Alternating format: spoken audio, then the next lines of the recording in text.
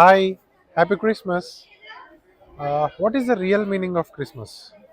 మనం ఈ సీజన్లో చాలా సెమీ క్రిస్మస్ సెలబ్రేషన్స్, క్రిస్మస్ సెలబ్రేషన్స్లో అటెండ్ అయినప్పుడు చాలా డిఫరెంట్ టైప్స్ ఆఫ్ మెసేజెస్ మనం వినుంటాం.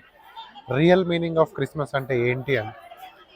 అయితే ఈ మెసేజ్ మీరు చూస్తున్నప్పుడు దయచేసి ఒక్కసారి ఒక్క నిమిషం 2 నిమిషాలు మనసు పెట్టి వినండి.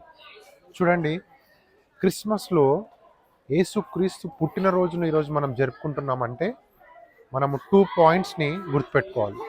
ఒకటి ప్రేమ, రెండవది వాల్యూ, విలువ. చూడండి, యేసుక్రీస్తులో దేవుని ప్రేమ కనిపిస్తుంది. We can see the love of God in Jesus Christ. Such a great love కదా, మనల్ని కోసము యేసుక్రీస్తుని పంపించాడు. And the second thing is value.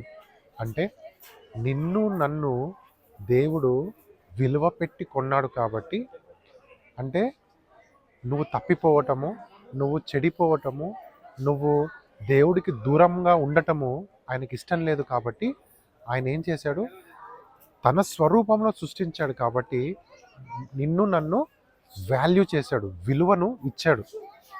కానీ నా ప్రియమైన సహోదరి సహోదరుడా, this may be your 20th Christmas, 25th Christmas, 30th, 40th, 50th Christmas or 60th. కానీ నీలో యేసుక్రీస్తుకు వాల్యూ ఉందా? నీలో నీ పొరుగువాడికి వాల్యూ ఉందా? లేదా సెల్ఫిష్నెస్, స్వార్థంతో బ్రతుకుతున్నావా? నీ సొంత ప్రయోజనాల కోసం బ్రతుకుతున్నావా? ఒకసారి ఆలోచిద్దాం.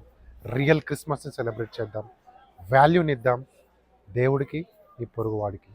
Happy Christmas.